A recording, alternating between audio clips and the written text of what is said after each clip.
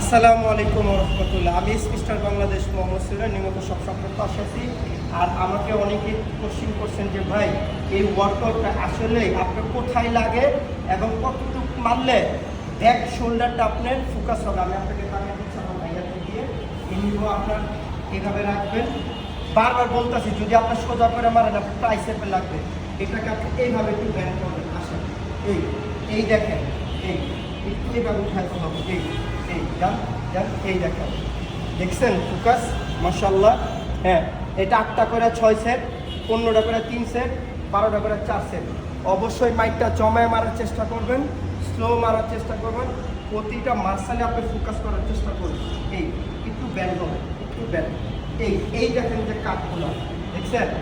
আশা রাখি যদি আপনি মাইকটা এভাবে ফোকাস দেন ভালো একটা ফিল পাবেন। এবং যে ব্যাক শোল্ডারটা মারলো আপনার অর্থেকেই আপনি ফিলটা নেন যে আসলে ভাইয়া আপনি যে ব্যাক শোল্ডারটা আগেও মারলেন এখনও মারলেন, ফিলটা বলেন কী ফিল পাইলেন? এখন আমার এই রেয়ার ডেলটা মারার পর আমার যে রেয়ার ডেলটা আছে ওইটা অনেক বেশি ভালো একটা ফোকাস আমি পাইছি। তো ভালোই ভাই আমাকে দেখা দিচ্ছে কীভাবে এখন আপনি আমাকে ফোকাস করবেন, আমি কীভাবে মারবো আপনি কীভাবে মারার চেষ্টা করবেন। এই থাকবে আপনার বডিটা, এই থাকবে রাখবো, এই থাকবে ব্যাক শোল্ডার। এইভাবে সোজা করে মারলে একবার ট্রাইসেপ দেবেন।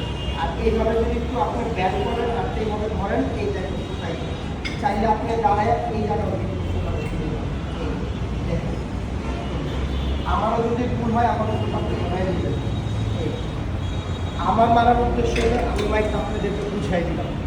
আমি মিস্টার বাংলাদেশ মোহাম্মদ সিরাজ নিয়মিত সব